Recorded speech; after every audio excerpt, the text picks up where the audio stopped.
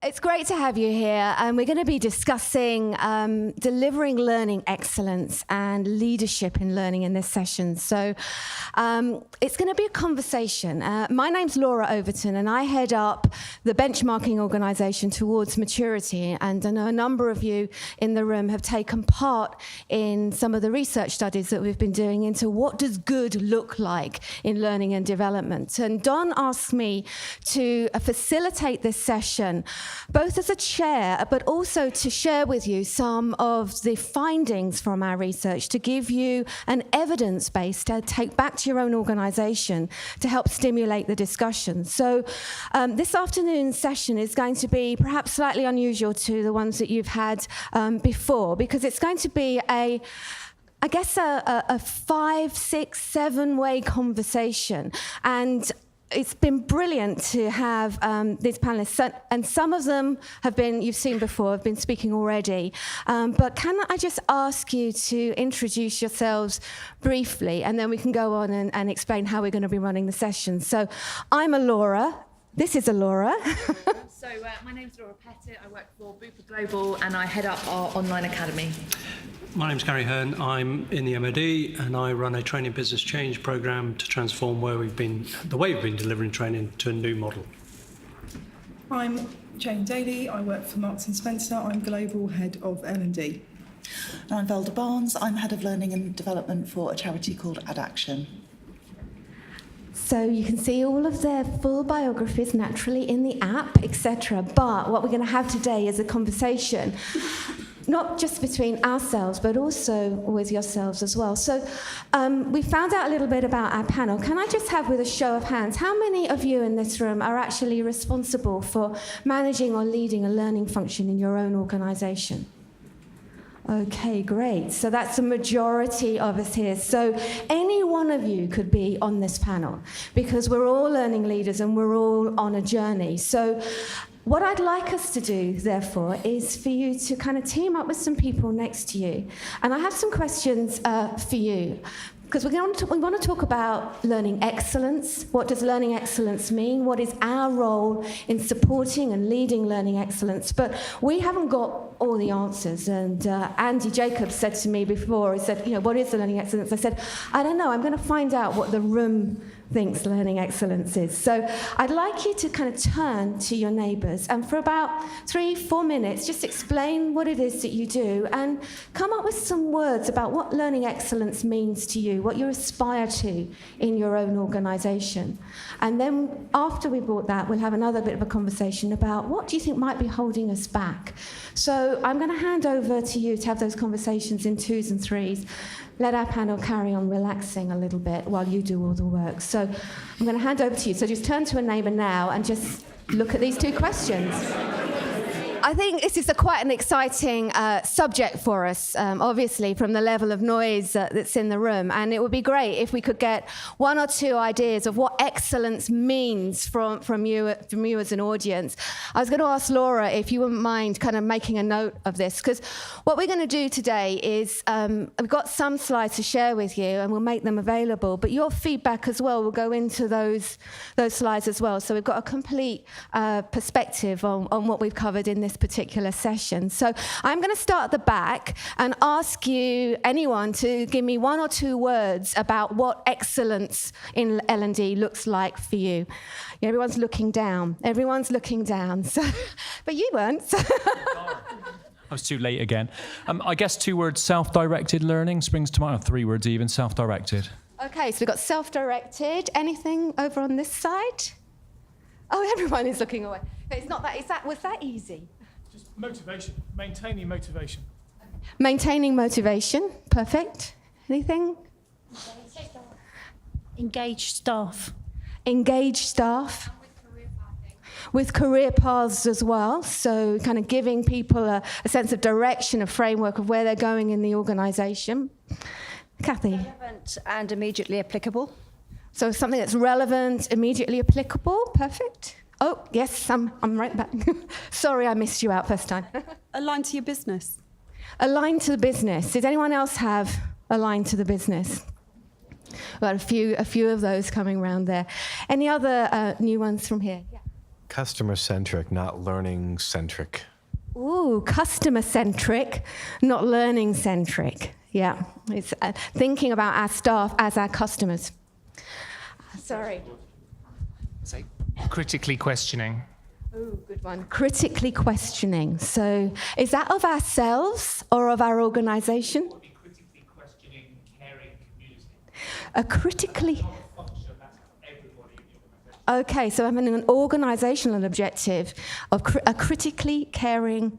Critically questioning, caring community. I didn't make it. Okay, I am going to get this right. It's a critically questioning, caring community. Perfect, thank you. Then you're going to frighten everyone else off from contributing now. One more at the back. It's just a quality delivery that has an impact. For me, is when people come out and they say, that was really good, I've learned this, I've learned that, then, it's excellence. So it's talking about quality delivery that has an impact.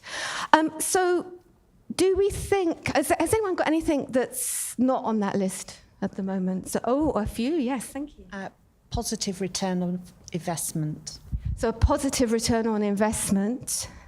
There's something around the transfer of learning and on-the-job learning. Okay, transfer of learning and on-the-job learning as well. So it's about changing people's performance, changing people's motivation, changing the way that the organisation also is kind of behaving as a business as well, in that the culture of that organisation too.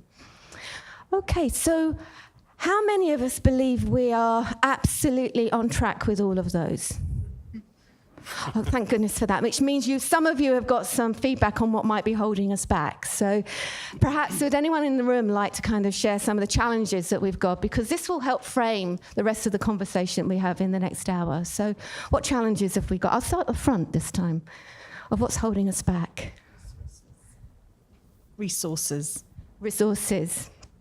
Okay, anyone else agree with that? There's a few behind you. Just a few. Any other? Did you? No, there's got to be time, which is the principal resource. Right, so time as a resource specifically as well. Sorry, I'll rush straight over.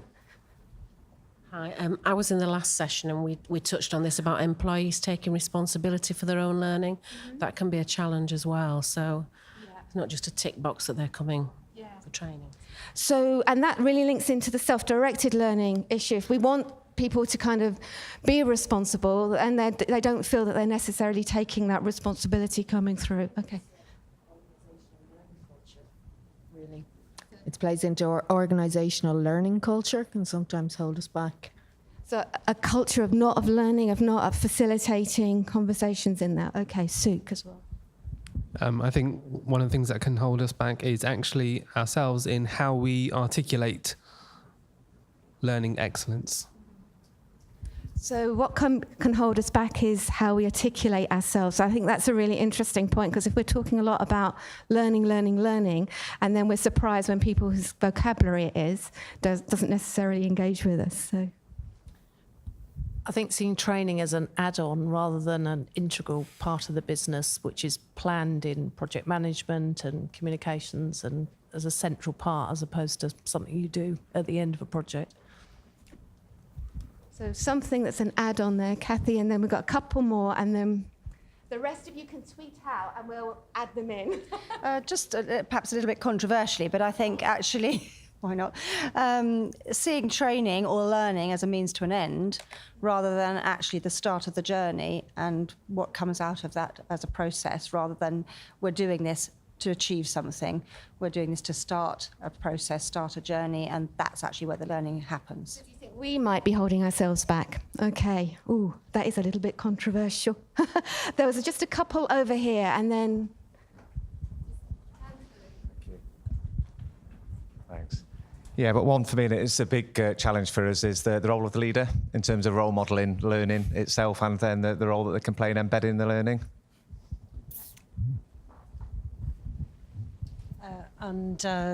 In my sector, it's around challenge of growth on the competitive landscape, coupled with organisational change. So keeping up with all of that is pretty tricky. Yeah. Thank you. And there was one. It's just keeping up with the expectations of the customer, of the business, with changing environments, changing from classroom, virtual, e-learning. Again, it's going back to resource in kind of trying to manage those expectations and keep up with them. So we've got a few challenges as leaders in learning to perhaps address. Laura, thank you so much. We worked out that Laura was the only one who'd had writing that would be legible for us to photograph afterwards. And I think some of these issues that we've been talking about a change in our customer base, in customers' expectations, are we responding to that? Are we holding ourselves back? The issue of resources and how do we connect well, Suk was saying, inside our own business. And that actually has the potential, if we do that well, it has the potential to free up resources. So I think we've got some challenges as leaders, but we've also got some fantastic opportunities. And what I want us to do in this afternoon is to address some of the areas in the programme, but also to provide you with some external evidence. So if you're struggling at the moment with how do we open up a conversation internally about doing things differently? It's great to go back from a conference like this and say, oh, you know, I heard this case study or that case study. And then people look and say, but they're not us. So what I'm going to do is to kind of give you a little bit of information and evidence from, and bring basically the voice of nearly 3,500 learning and development leaders into this process, and give you some idea about what other L&D leaders are actually saying at the moment. And then I'm going to hand us over to the panel and get their perspective as well. So in last year's study, which is completely free for you, you can download this, and I'll give you the links at the end of it. We did find that this expectation about doing things differently with learning is absolutely massive. 9 out of 10 L&D leaders are saying we want to be able to boost business agility, improve performance. We want to be able to give people career pathways, look at talent. We want to look at productivity. We want to embed learning in the workflow. This is hot stuff for most of us at the moment. And we are using more technology in the mix to do that. In fact, actually what we're doing is using 200% more different types of technologies now than we were in 2010. I was talking earlier downstairs about the issue of often we turn to technology to think it's going to solve our problem. It's going to give us something, this is what we need to do, and the technology will solve it. And it certainly does from a level of efficiency. But it doesn't necessarily help us to address some of those issues about business agility. And in fact, when we looked at this whole study in 2010, 74% of learning leaders were on this agenda. It's significantly increased over the last couple of years. But back in 2010, about 50% of us felt we were making some progress. We were actually doing something, we were getting somewhere.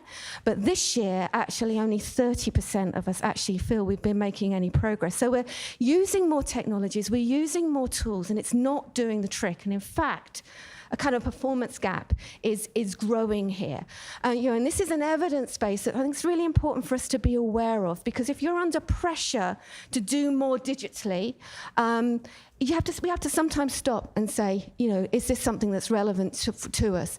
But we found that the leaders, and we'll come on to talk about characteristics of the leaders, were consistently reporting many more of those benefits. And that's one of the things that we want to explore today. And the first thing that I want to share with you is what we found is those leaders were focused on learning outcomes as much as the learning inputs.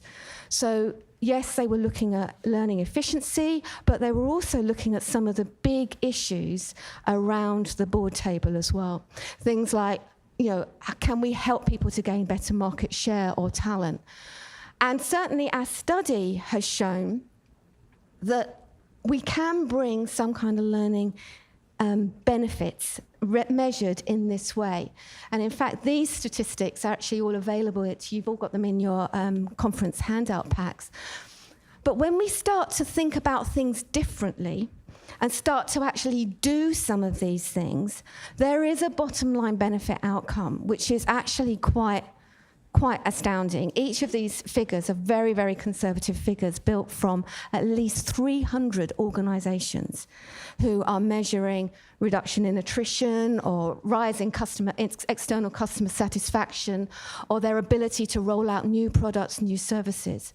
So for me, I think one of the characteristics of learning leadership is our ability to start thinking about the outputs rather than the inputs. And I just want to share this evidence with you. So if you're struggling with resources, that you've got an external evidence base that you can go in and say, possibly if we do things differently, we might be able to achieve something like this and open up a new conversation.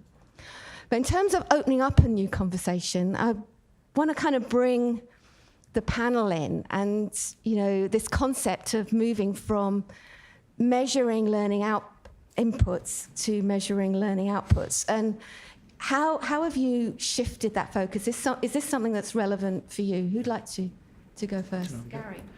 As I said before, I'm in a change programme, so really what I'll touch on is where we started and where we are now and how we move forward. So it's a particular point in time and it's identifying that it needs change. And what we did is turn from being focused on the L&D department, and bear in mind in the Ministry of Defence, it's huge. It took in thousands of people when you add up all the colleges. Stop looking at ourselves and trying to be beneficial to that organisation and look at the customers. And our customers are twofold. One is the new student, the new trainee coming in, and the other one is the business unit. So really going, right, what do they require, not what we require as a department. And it sounds really simple, but it fundamentally changed the way we were doing business. And we really started focusing on delivering those benefits. And as part of that, you have to physically represent it.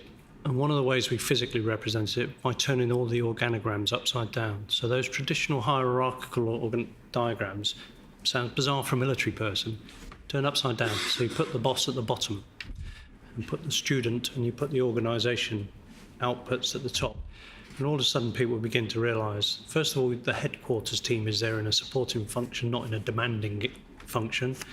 And secondly, you begin to support the true outputs. So physically representing it was one of the points that just took a little bit of change in paperwork as that start, and then really focusing on the customers. So actually made a physical change that everyone organisationally could look at. Jane, what about within Marks and Spencer's? Within M&S, the thing for us is focusing on the performance shift rather than the learning intervention itself. And again, that sounds really simple, but what the difference is in there is saying to the business, look, we can only do so much as L&D. What is your part in this journey? And the output is after your bit, which is the speed to competence when they've got the baton, when somebody's come out of the learning cycle, if you like, and is back on job and is performing better, hopefully. But their role in that is huge. And then recognising that role and building that into your objectives at the beginning was a huge shift for us. So everything we do on my team is around outputs, not inputs. And did they come along with you in that journey? Was it a struggle, or did they go, "Oh yes, Jane, whatever? What else can we do for you?" No, they didn't come along initially, and it is difficult because you know it's the usual challenges the business has, and yeah, of course we'll do that. We'll you know, yes, we'll do this, and people promise you the earth, and from my perspective, it took me saying no and disrupting and being really strong about that to say, well, you might as well do that yourself, because my intervention will fail if you don't play your part and, you know, seriously take that baton from us and finish. And we might have to pick it up again with something else, with a continuous cycle. But it is really challenging, but it's critical to a business like Marks and Spencer. We don't have time to do everything. So what we do, built on those lack of resources, lack of budgets, just because we're M&S, the great and powerful M&S, we do not have massive L&D budgets. We struggle when we take anybody off job, so we have to focus on those outputs. And it's critical. Yeah. And I guess Velda, in the charity sector, doing a lot with nothing is something that's your day-to-day job. So, I mean, have you made this shift into kind of thinking, and what did that mean to you? Yeah, I mean, for us, we were in quite a unique position back in 2011 because I was fairly new into role. We'd done a lot of training needs analysis, financial analysis, etc. Because before then, we just didn't really have an L&D function, and what was there was very tokenistic. So I was actually given a complete permission in my organisation just to scrap everything that had been happening, recruit a new team and put new interventions in place. And that's probably quite a unique opportunity, really. But we started that right from the whole position of looking at learning outputs and what that meant to our managers, to our practitioners, different people in the organisation, and taking that back and aligning it to the strategy, so it gave us the opportunity to look at different needs, decide whether actually it was something we needed to do or not, but it also informed how we did it. So whether it was something that we took online or whether it was something that we actually did in a more traditional classroom. And obviously in our organisation, soft skills are key. So it actually really enabled us to get that blend right. There's still work to do, but I think, we actually started from that perspective of output. And Laura, because your academy actually reaches outside of the organisation as well. Has this come into play in terms of structuring that? Yeah, of course. So for us, our academy focuses externally on our brokers and our distributors. And we started there because that's where the energy was. There was a real appetite for developing their knowledge and capability. And in turn, the benefit, of course, is around them selling more of our products and proposition. And we started from a point around how do we build that capability so that we can see that link between the customer's satisfaction from buying from that distributor, but also around the sales growth that links to that. So starting from that kind of commercial point in the first place and then kind of working backwards. And we've been able to do that and demonstrate that. That's great. Has anyone else got any examples from the floor, just briefly, about how maybe you're making that shift to kind of thinking about the outputs of learning rather than the inputs of learning? We just take the one example here. Just a quick one. Thank you. It just occurred to me as you were talking about it, but we've just gone through a process of all of our kind of businesses organised with cross-functional teams around brands. And I've just spent the last couple of weeks facilitating some work with them around how they're aligning their objectives and their strategies and their strategic objectives to the company ones. And I've gone through a process of doing that with ours in the whole of HRD. So there's some L&D ones that fit as part of that. So it's very overtly, everything is overtly fitting for what we're doing this year that support specific strategies over the next 3 years, which support the strategic objectives over the next 3 years as well. And so everything is clearly, and they're defined obviously as objectives, as outputs. They're not, here's what we're going to input, it's the impact we're going to have. It's directly connected to the outputs that the business want over that 3-year time frame as well. So it's overt. The business is engaging with you in that process. Yeah, well, I mean, you talk about, what's a success factor. For me, success of L&D, however you're structured, is that when there's some kind of important meeting and it's about performance or business, they kind of don't want to have the meeting unless L&D is there, one of the team or whoever it might be at whatever level within the organisation. They kind of don't want to go ahead. They might even think about rearranging it unless one of you are there. That, for me, is like a performance measure or a success measure because they're recognising the value. Yeah. So. Absolutely. So I think that's a really interesting example that it doesn't have to happen all at once. That was a particular project where you can actually build up a new way of working with the business and build up that kind of evidence that other parts of the business might think, well, actually, I'd like to do some of that as well. So I think this is a difficult area, but it's one of the reasons we're tackling it first. Often it's hard to have that conversation when the business aren't used to us coming and talking about performance.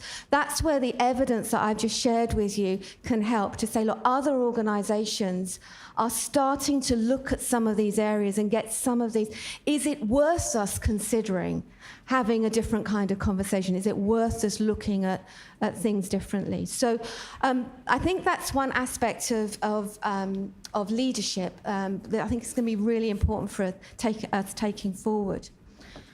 One of the things that we've been doing, I just want to share again with you a little bit of evidence that you can use internally. One of the things we've been doing is, what are the behaviours of the types of learning and development organisations that are typically and consistently getting those kinds of results? What are they doing differently compared to the rest of us who are struggling? And over the years, we found that actually what they're doing is applying common sense consistently. They are consistently having those conversations about alignment. They're consistently having the conversations about their learners and what their learners need in terms of picking up on your point about career and motivation and choice. You know, they're balancing organisation and individual need. They're consistently understanding the work culture and looking at the impact of the current culture rather than just sitting there with their head in their hands saying, oh, you know, our culture won't allow it. They're working with the culture. They're building skills in the learning and development team that weren't necessarily needed 10 years ago. Skills about facilitating collaboration, skills about supporting performance, skills about transferring learning into the workplace. They're looking at engagement and they're also actively demonstrating value back into the organisation. And over the years, we've seen that those who score highly in that index across those 6 areas are consistently getting better results.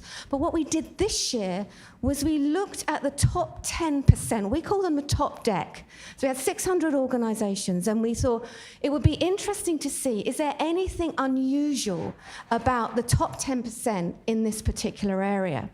And what are they doing differently? Because if we're thinking about building learning excellence, you know, understanding what those guys are doing is going to be really important.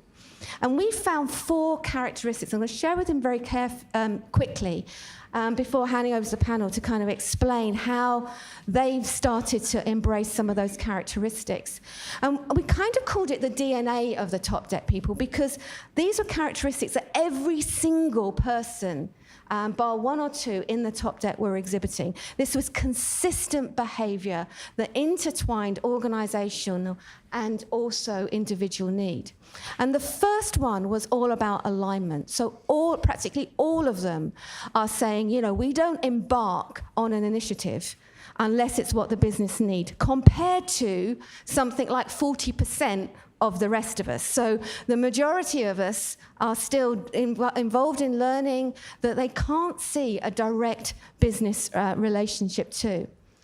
The second thing is that they provide their learners with a really active voice. So not only that every single one of them, you know, coming onto your customer oriented strategy, every single one of them knew how their staff currently were learning at work. But not only about how their staff currently learned, but also they were giving their staff an active voice in the learning process, encouraging peer-to-peer sharing of information, and also peer feedback, which then influenced results. So, you know, they all had an active voice participating in that process. They were all redefining the course, but also designing beyond the course.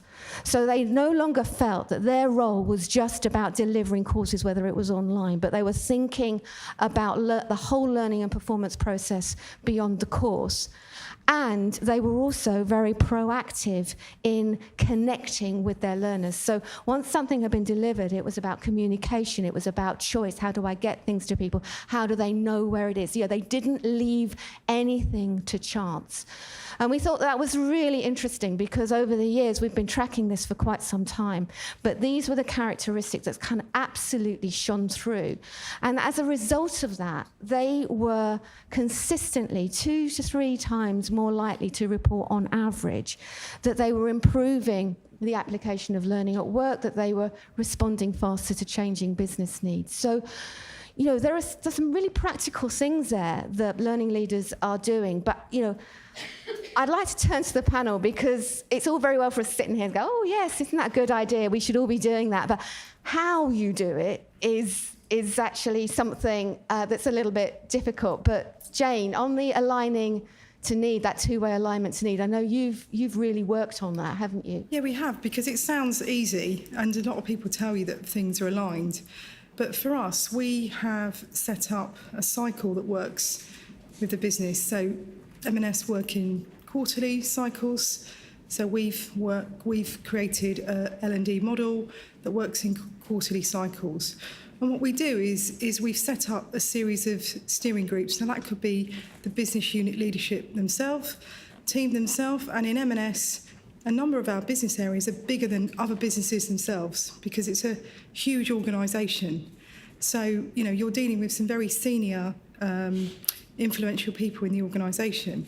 In other areas, they're too big for that. So we've created a steering group of people that have been specifically set up to represent all the functions in a business area. And there is an L&D presence and a HR presence. So we've got everyone around the table that can talk about that business plan and then come up with the organisational development plan. And of course, L&D is part of that. It's not all of it. There's other things that are on that. Because if those conditions are not aligned properly, that comes back to some of my earlier points around the output's not being right, the conditions not being right. So for us, aligning the need is the first thing to get right, is that organisational development plan for that business area. And we absolutely can't do everything. So the role of that business area, business steering group, the academy steering group as we call it, is to prioritise those critical things. And again, that sounds easy, because when you've got different functions being represented, of course, they all feel that what their function requires is much more critical than another function. And these are very difficult debates. But we are a team, we're in it together, and when we make the final decision on what those priorities are, we stick by that and we say, this has been through a rigorous and robust process. We are absolutely aligned with the need. And we go through that cycle quarterly. And what's interesting about M&S, just to throw in, is that in one of my areas, which is the .com area, who are very much into the agile cycle, it looks like we're going to be moving to a monthly cycle with those guys. So aligning with the need is being, really up there with the business. And now they're coming to us and saying, we can't do this. And that's a really positive thing, because they're understanding that those conditions are not right. And, it's not just me saying no and my team saying no. It's the business saying, no, we can't handle this. That is, to me, aligning the need. Some really practical things in there, and I think one of the things that jumps out to me is the agility, moving to that monthly cycle, because we've certainly seen that the top performing learning organisations are much more likely to say our strategy can respond rapidly to changing business need. We're not fixing the business into the way that we do things, and we are changing, letting go of some of that stuff. So I think there's some agility issues in there as well, which I think are really helpful. But I guess it's about balancing both the organisational need, and also the top learning organisations are also looking at giving their learners an active voice. And Laura, I know that you've done quite a lot on this in the academy side of things. So how do you go about giving your learners an active voice? So for us, like many organisations, we had the sort of traditional existing channels of gaining insight into how our people and how our brokers are viewing our various different L&D interventions, but there wasn't any real depth to any of it, and there wasn't any real substance. We wanted to get much closer to understand what was it that was working for them, what wasn't, what delivery channels were working, how they accessed resources and tools at the point that they needed them. What did that look like for them? And so we worked with Laura, and we utilised the learner survey, which we rolled out across the organisation. And what that did was we engaged the entire business within it. So we had a number of different roles, levels, countries, different people actively participating in it. And it started to tell a story, and it started to talk to us about the ways in which people were going onto YouTube to look things up, were going onto Wikipedia when they were using Google, were using all of these things. The things they weren't actively using were the learning management system. The things they weren't actively using was the knowledge management system. But they had all these mechanisms, and it was things that we had a gut instinct that was happening, or we might have had a bit of a view.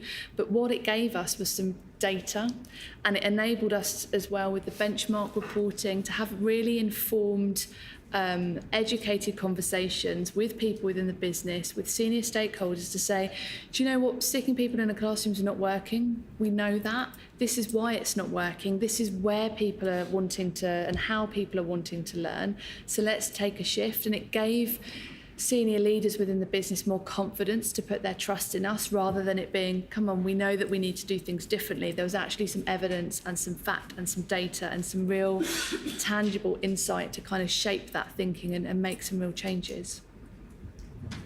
And does anybody else here actually get involved with their learners to that extent? Not asking them, you know, what do you think about me, and what do you think about my course, and what's the feedback about what you want me to do, but actually going out to the learners and saying, regardless of what I do in L&D, what do you currently do to learn what you need for the job? Does anyone else have any experience of surfacing that up in their organisation? It's worth doing. It's worth doing. We've been running some learning landscapes for a while, and we've got data from 2,000 managers, for example, from a range of different organisations.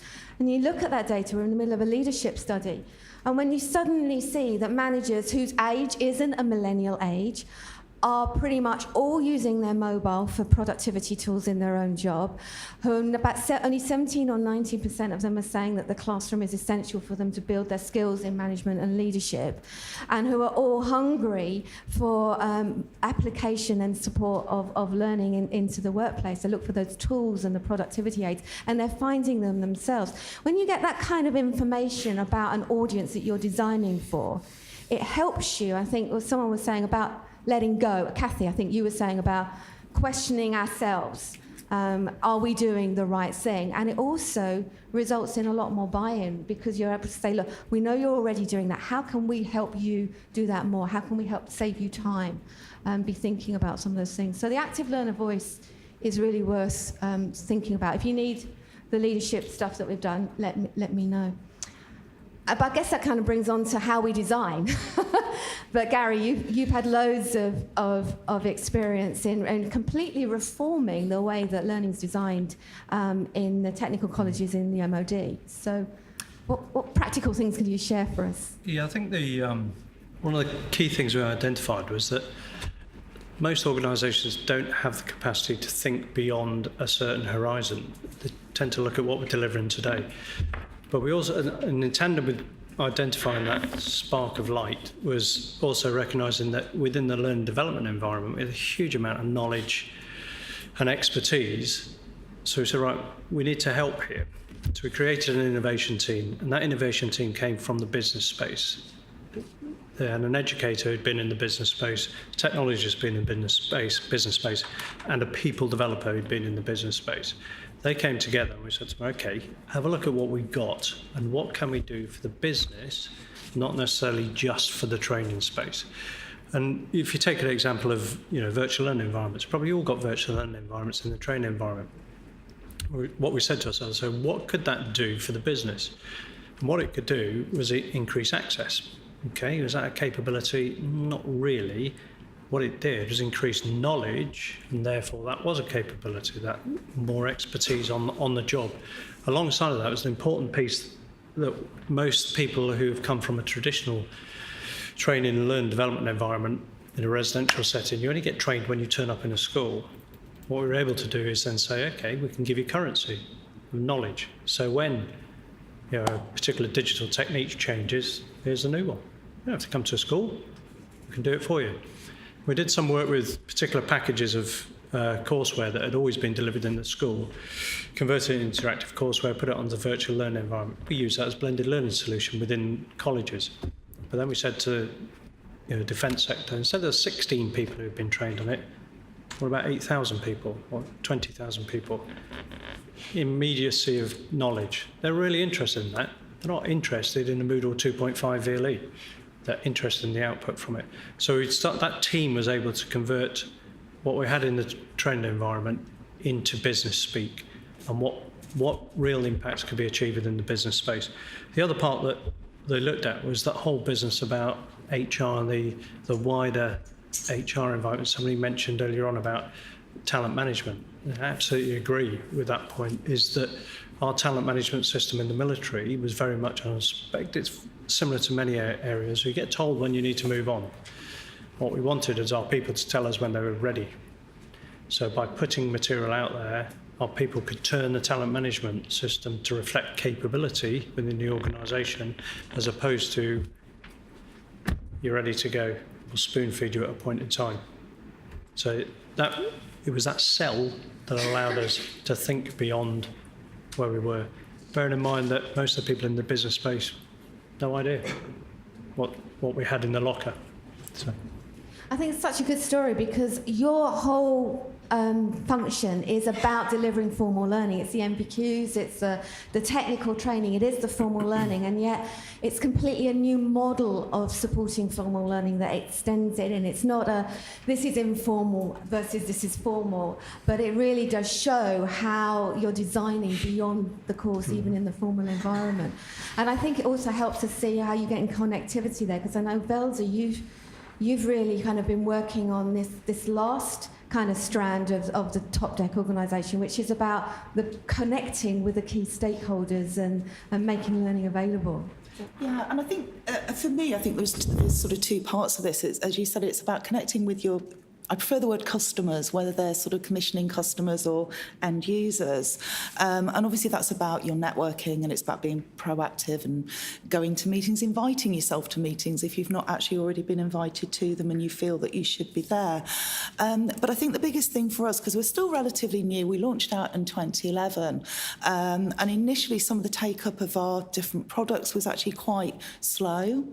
So we sat back and we thought about it, and we've done some stuff that actually is quite straightforward. But one of the key things that we use, obviously we have a Moodle LMS, and we've got everything in there, our face-to-face training, e-learning, etc. We also use our intranet an awful lot, because when you log into our IT system, it's the first thing you see is the intranet. So we use that a lot in terms of announcements for new training or e-learning events, that kind of thing. We also use it to publish our evaluation data and tell people what our staff are telling us about our training. And we found that that's been really interesting in terms of promoting that whole word of mouth thing going on in the organisation. The other thing in terms of building those connections, we actually advertise our face-to-face training within our e-learning. So if you're doing a piece of e-learning around health and safety, for example, we'll actually point you in the direction of our risk management and training, which is a face-to-face session. And then we do the same the other way round. So our last deck in any of our face-to-face training sessions will be promoting particular e-learning modules or online modules that might be benefit for further learning, etc. So again, it's trying to promote that individual responsibility for learning. One of the other things we've done, and I will put my hand up and say that we actually stole this from Google. And what we do, if we've got a particular course that we're trying to push because of maybe we've had some feedback from a Care Quality Commission inspection that hasn't been great, and there's a particular issue that we know as an organisation we need to improve on. So if we're pushing that particular piece of learning, whether it's online or in the classroom, we will do posters and we send them out to the services and we get them to put them on the back of the door in the toilets. And that, again, really sort of helps to promote that conversation about it and promote engagement. It's a kind of different version from bringing around the coffee machine, isn't it, really? If it's good enough for Google, it's good enough for us. There are some really practical ideas there, and I think in one sense you could say it's a little bit disappointing, because if we want to be great leaders, we want to have a new visionary thing, but it's actually getting on and doing what we know works and making it work in our own organisation that helps us to kind of lead change within our own business. And one of the things I want to share with you very briefly, because it's a resource that you might be able to use, I'm not going to go through it in a lot of detail, but when we've been analysing these top performing learning organisations, last year we looked at kind of what is the roadmap that they seem to be travelling on, not just their characteristics and what they do, but, what are the other roadmaps that we could follow? Because I think one of the things from the panel is that we're all on a journey. Everyone is saying, okay, we're moving towards this. This is the step that we've taken. And we've found that this roadmap seems to be typical of people moving to maturity in delivering learning excellence, delivering outcomes. They have a focus on aligning to need. We've already talked about that business and individual need, that customer activated strategy. They've got a focus, as Gary was saying there, on how do we think about new models of learning, transforming the formal, integrating in with talent, and also the way that we actually start to facilitate and develop a learning culture as well. And they also have a focus on this whole area of boosting agility. And, Velda's saying about, making it easy for people. How do we simplify? How do we get out of the way so that they can just get what it is that they actually need? How do we respond faster? And how do we keep up to date? And underpinning that, as learning leaders, we have to be aware that we have to reskill our teams. Only 33% of us don't actually know how our teams are building the skills they need to be able to operate in this new kind of world. So I think as learning leaders, we've got a role in understanding the direction of travel and facilitating those kind of conversations.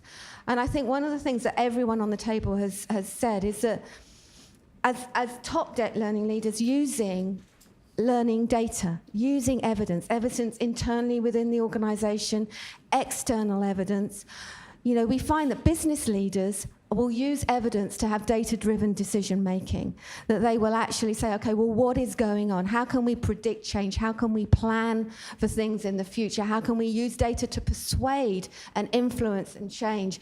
And they also use data for how do we learn how to personalise.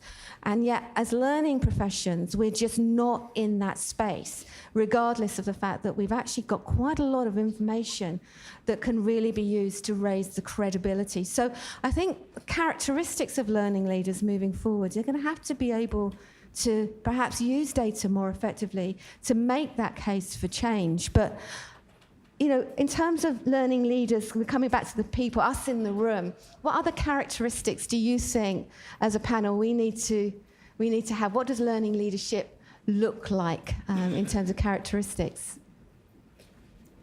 I'll come to you guys as well, so be thinking before I hand the mic around. Gary. I think the term learning leader is really interesting because I don't like to put it into the learning and development space. I think it's about leadership and people learning. And therefore, if you're a leader, you should be learning all the time. So I think it's across the whole organisation. I think you mentioned before about organisational learning. We should all be learning leaders, regardless of what position you are in the organisation. You should be continuously learning.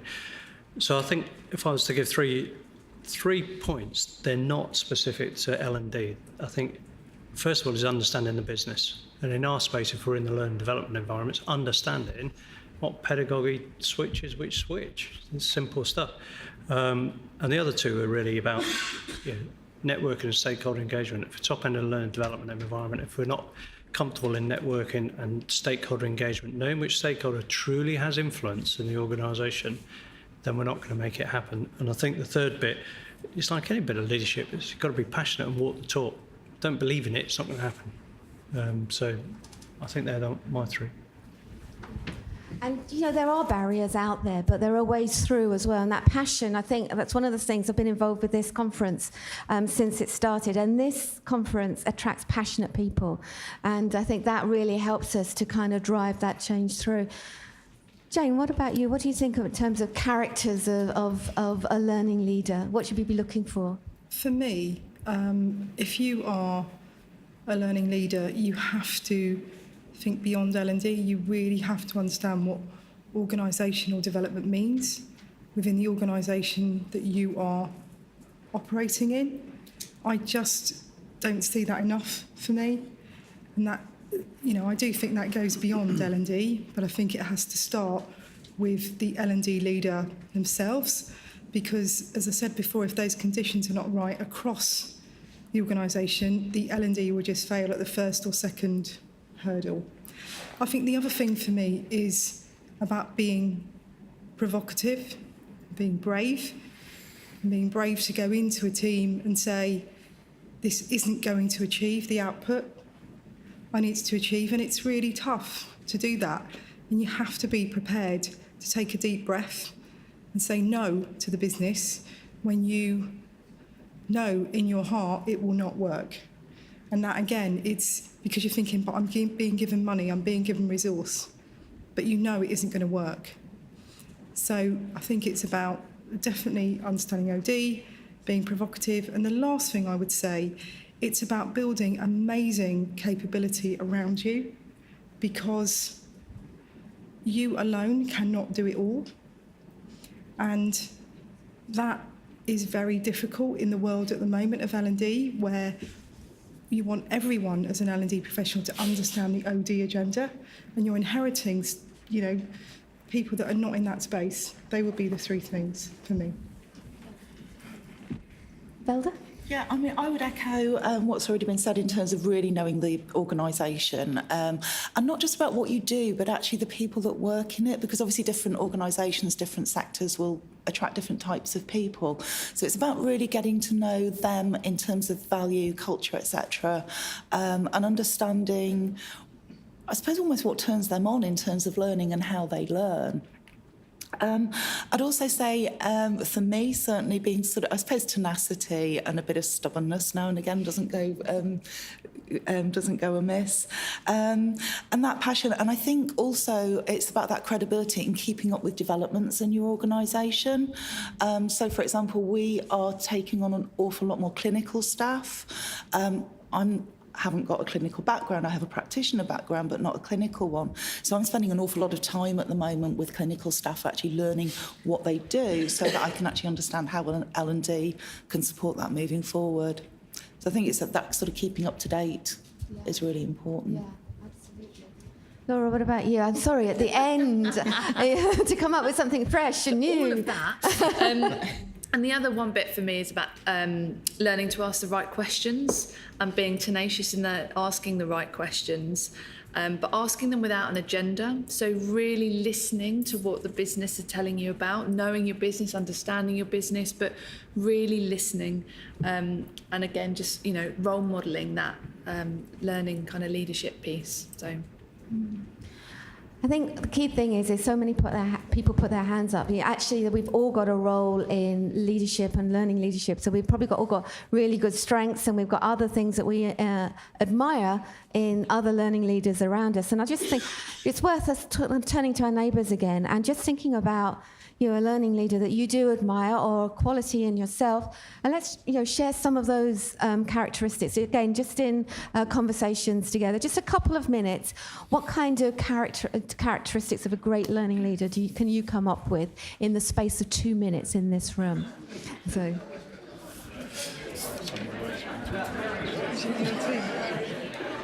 No, I've got some MLS guys here going, come on. The MLS. You. Well, I'll give them a business card we can hand it.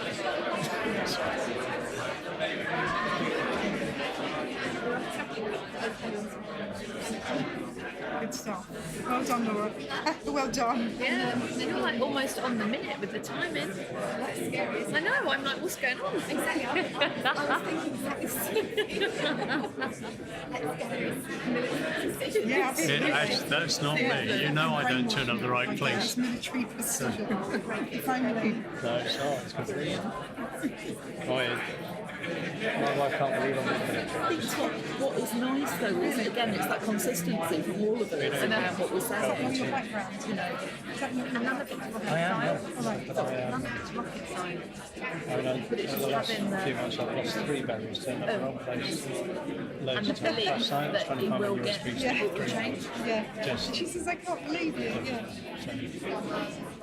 So she's back to me on Do you have an active philosophy? I've worked for actually for 9 years on an Which area I mentioned the CIA. That's what I wanted. But I don't read just this one. I just can't see unless you're a really, really clever person, you can really, truly be the better thinker without thinking out. I know. Well, I'm a trader. In retail,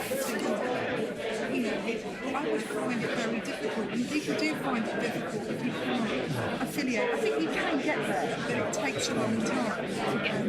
And we're just talking about it's very difficult to lead. I'm going to look at my retail learning environment without really understanding what it is like to be a retailer.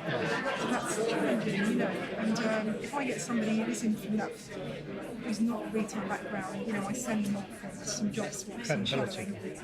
Because it's tough. Yeah, it is. Well, it's like we were saying in the last session about recruitment, and our face-to-face trainers are all internal.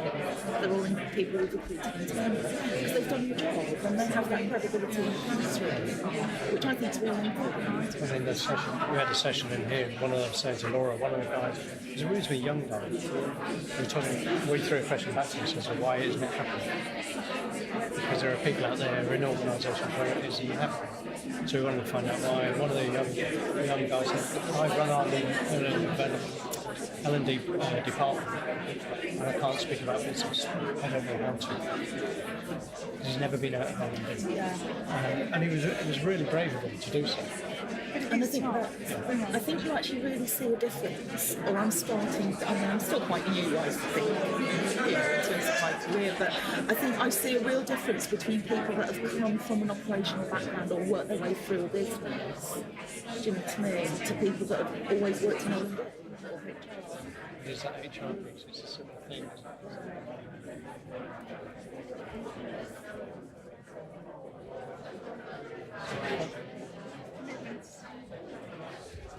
Oh. Okay, perhaps we could get a few characteristics from the room. Actually, Laura, could I ask you if you could describe for me again? Suk, your group. Characteristics of just a few words. Listening and asking the right questions. So we've got listening and asking the right questions, and I guess as Laura was saying, without bias within that. Totally biased, yes. Good leaders, bad leaders, perfect. What about in this group? Did you have some characteristics? We talked about some of the things that you guys already mentioned about the understanding the business context and organisational strategy, listening to the business, and what else were we saying? Was that? So kind of business savvy kind of aspects on that. Anything from this section of the room? Anything fresh? Oh, in that group? Ian, what about your group? Credibility, effectiveness. We also talked about demonstrating the process of learning themselves, so being open about the fact that they are constantly learning and valuing that in others. So, and that kind of also helps with the business savvy and ability to learn from themselves, helps with that credibility as well as some of the points about that Velda was making on kind of building our skills in that space too. But in this section, yeah, so I'm randomly just picking on people now because you've only got a few minutes before the drinks. So bear with me and we'll get there. I think for me it builds on the point about asking questions without an agenda, and that's having real curiosity. So curiosity did not kill the L&D leader. Learning positively from your mistakes. Okay, learning positively from your mistakes, being willing to question and learn from it. Okay, that surely isn't modelling good learning behaviour, is it? Possibly. About innovation, having the confidence to try things, accept that they may not always work perfectly, and learning from them and being a learner themselves. I think that's inspirational from a learning leader, being able to talk the talk and walk the walk. And being a learning leader also works at the top of the business as well. We found in our studies that when business leaders are active learners, it also influences the learning culture in the organisation as well. So our emphasis on how we support our leaders in learning as well can also have a knock-on effect on that. Kathy, were you about to give us one? Yeah, but go ahead. Imagination and keeping focused but flexible. Okay, nice. We like those. We're going to turn these into a word cloud and bring them back so you can pin them onto your walls. Thank you. We had a couple of the ones that have come up, like role modelling and credibility, and I think another one that comes to mind is storytelling. So somebody who can share experiences and bring things into real life examples and scenarios. I think the power of the authentic voice in learning is really helpful in addressing some of those challenges that we've been talking about as well. Coming to the back of the room now, so has anybody like to indicate? Oh, thank you. I'd summarise ours by saying belief, agility, and not to underestimate resilience. Some of the points that were made by the panel, I truly believe that you could link belief and resilience very closely in your approach to the relationships you build with your customers. Because when you've got belief, then it helps to build resilience in terms of your tenacity and keeping going. Any others that only... Oh, look, all the creativeness at the back of the room. No pressure. We came up with somebody that's truly visionary and can really create bushfires, so they've got social capital in the business and it just takes off. You get people coming to you in terms of, how did you do that for that department? Come and help us. Yeah, actually starting in a place, and then LV, who I think spoke here last year, and they've won a lot of awards. That's exactly what they did. And they've got the most incredible learning strategy that started just simple, lighting the fires, and everyone saying, I want some of that. So that's a strategy that really works. Thank you. David, last one, last but not least. I'm really miffed because we had all of them active listening and so on and so forth, and the only one that hadn't gone was visionary, and that just went. Thank you. We got two more. I think, I'm loud enough. I think a learning leader has to be a business partner, in the sense that too often we look at ourselves as a support organization, when in fact, rather than a support organization, we should be an enabling organization. We should be right there when strategic decisions are being made, and we come up with the answers that says, you want to get there, and this is what we're going to deliver to help you get there, rather than to sit on our hands waiting for people to come to us and say, we have a problem and now we need you to fix it. Absolutely. You know, one of our ambassadors who supports the research has the term about us being a business value creator. And I think that's rather than just a support organisation, or please don't cut me. Last one, but definitely not least. So for me, it's, we're all very passionate about learning, but we have to be passionate about the business we're serving. And that's the one thing that I think we lack, because we're all very passionate about the outcomes, but then if we're not interested in the area that we're actually working with, they lose faith because they don't know why we're here. Secondly, I think we need to roll our sleeves up and just get on with it. I think too many times we defer and we don't get involved as leaders in understanding business problems. And third, we have to be business focused. Let's be clear, we're here to drive business performance. We're not here to drive technology innovation. Those are mine. Great summary of the other characteristics, really, of learning leaders. So we are nearly there. Thank you for taking those little pink pieces of paper, because part of what we need to do is to take action. We actually need to do, just picking up from your point, is actually do something with what we know now, rather than kind of be overwhelmed by everyone else is doing it, but I'm not. And I think that's one of the things I'd like you to be thinking about before we turn back to the panel, or after we turn back to the panel, is about what do you think you'd be able to do differently as a result? One thing that you could put into practice, or at least try a different conversation, something to find out about. So that's what those pink pieces of paper for, is for you to chat with your neighbour in a moment and just say, okay, as a result of this session, this is one thing I'd like to be able to do differently. So that's just a warning that I'm going to collect those in order for you to go and get your drinks. It's like a little bit of a ticket, about having some action going here. But one of the things that Don asked us to put into the agenda, so we're going to tackle it very closely because I don't want you to be disappointed, is what I'm going to ask each of the panels, what do you think is the single most important strategy for modernising learning and delivering excellence in your organisation? So all of the Twitterers, be ready to go, because they're going to come thick and fast. Laura, I would really like to start with you. So for me, it's about thinking possibility. So all the barriers, the hindrances, the challenges we face, they're always going to be there. But if you think possibility, if you have that mindset within the team, you can overcome a lot of that stuff with that tenacity. So think possibility is the first one. Obviously, that's a single strategy, and another single strategy is... I'm going to cheat, Laura. I'm going to take two. One from a change perspective, create the capacity to think, and from a steady state perspective, focus on your customers. Okay, so from a change perspective, create the capacity to think. So like you created those innovation cells that took time out to go and reflect and bring evidence and influence change. But then to actually focus on your customers to maintain excellence in the organisation. Okay, brilliant.